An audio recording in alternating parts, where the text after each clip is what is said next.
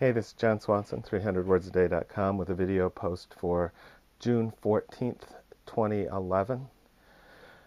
Saturday nights and Sunday mornings, a couple of groups that I'm part of spend time talking about the previous Sunday's sermon.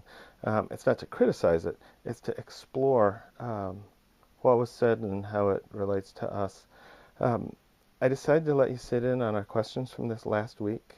Pastor Bill talked to graduates, and I decided for those two groups, for our Saturday night and Sunday morning group, that it made sense for adults to learn something about what he was saying about learning.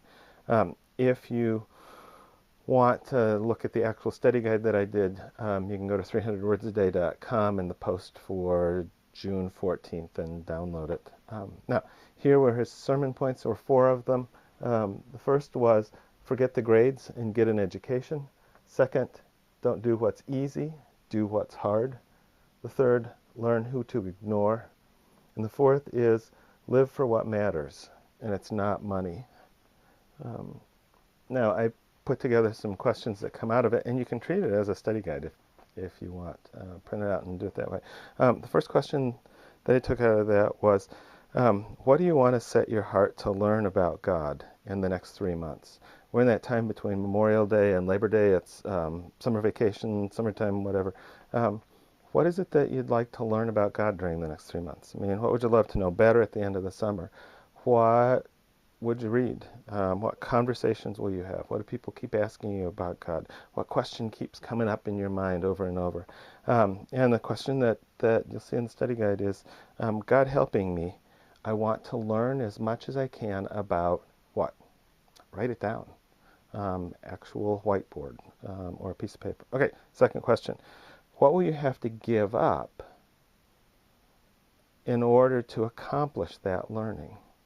What addictions have to stop? What accountability do you have to put into place?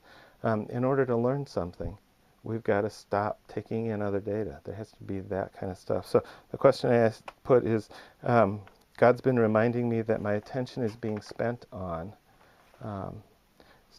So fill that out. Where is your attention going? And then, so here's how I'll learn to refocus my attention and identify specific actions. What 3 specific things can you do to help focus your attention? All right. Third question. What are the names of people whose voices you know you need to stop paying attention to? What critics are you allowing to run your feelings? In the first psalm, first couple of verses, the psalmist talks about 3 kinds of people to ignore, 3 kinds of people to not pay attention to. If you're wanting, take a look at that as a thing. But as you look at the study guide, say, who is it? Who's the voice that's telling you stuff that's messing you up? What is it that they tell you?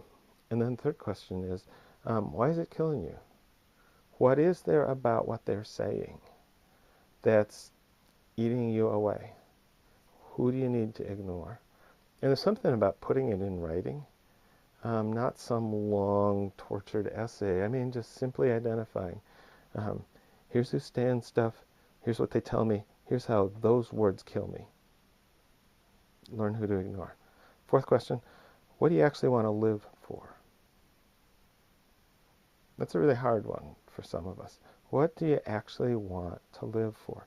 And you can try this exercise. I'd be content if at the end of my life I can say, I don't have much blank, but at least God allowed me to what? And that's a way to help figure out your passion. So, what do you want to actually live for? And it's not money, just a hint. John Swanson, 300wordsaday.com. Thanks for stopping by.